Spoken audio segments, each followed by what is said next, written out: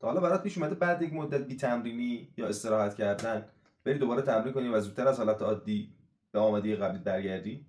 بهش میگن حافظه عضلانی و کاملا علمیه. وقتی حرکت رو بارها و بارها تکرار میکنی، مثل شوت فوتبال، اسکات زدن یا نواختن یه ساز مثل پیانو، یه ارتباط قوی بین مغز و اعصاب برقرار میشه. اما نکته جذاب ماجرا چیه؟ وقتی تمرینات رو قطع کنی شاید یه مقدار افت کنی، ولی عضلات نقشه اون حرکت رو نگه میدارن به خاطر یک ساختاری هست به نام مایونوکلئوس که داخل عضلات شکل میگیره.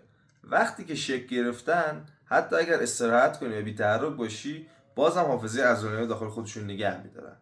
برای همینی که ما فوتبالیستای حرفه‌ای قدیمی رو میبینیم که با اینکه مدت‌هاست از فوتبال خداحافظی کردن، اما هنوزم وقتی میان داخل زمین پاهاشون اون جادوی قدیمی رو داره. تمرین هوشمند فقط بدن نمیسازه، حافظه بلند مدت میسازه. برای نکات علمی ورزشی بیشتر حتما منو دنبال کن.